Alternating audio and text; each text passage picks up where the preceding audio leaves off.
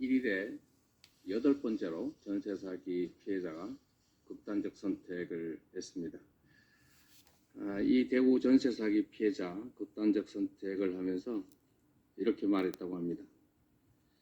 저는 국민도 사람도 아닙니까? 힘 없으면 죽어 나가야만 하는가? 이런 유서를 남겼다고 합니다. 정부 대책에 실망해서 세상을 등진 첫 희생자가 나온 지 1년 3개월 만에 8번째 희생자가 나온 것입니다. 앞으로 얼마나 더 희생자가 나올지 참으로 걱정됩니다.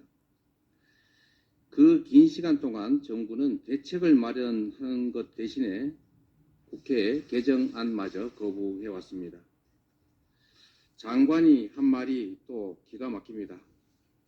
뭘 몰라 덜렁덜렁 계약하는 바람에 그렇게 됐다 라면서 마치 이 일이 피해자들의 잘못으로 발생한 것처럼 말하고 있습니다.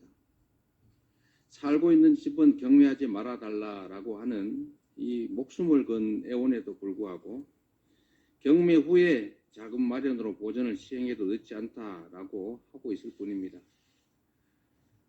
일상이 무너지고 삶의 기로에 선 피해자들은 정부가 지켜주기는커녕 오히려 사지로 몰아넣고 있는 것입니다.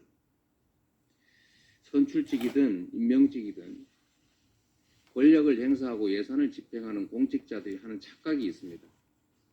자신이 마치 권력자인 것처럼 지배자인 것처럼 착각하는 것입니다.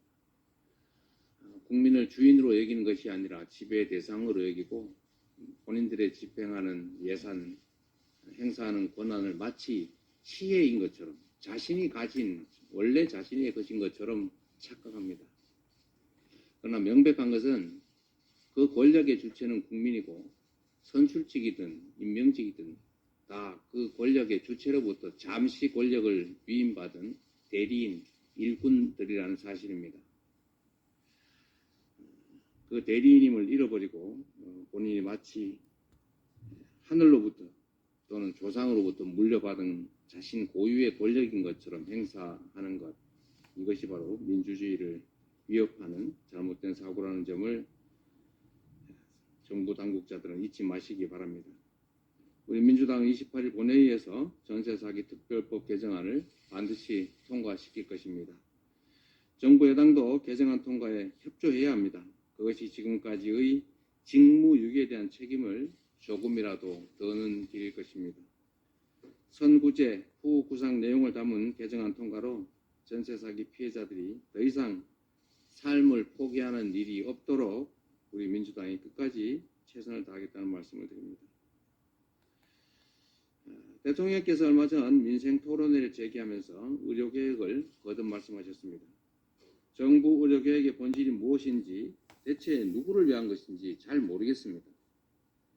정부가 의료인력 2,000명 증원 발표 후에 정작 중요한 필수 지역 공공의료 강화 논의는 사실상 사라졌습니다. 그 숫자가 뭐리 중요한지 모르겠습니다. 의료계와 힘싸움만 거듭하느라 임기 응변식 대응에 국민 건강권은 철저하게 무시되고 있습니다. 국민의 건강과 생명을 담보로 한 발짝도 못 나가는 상황이 이미 100일을 넘겼는데 사법부 판결에 의료계가 반발하면서 의정 갈등이 또다시 원점으로 돌아갔습니다.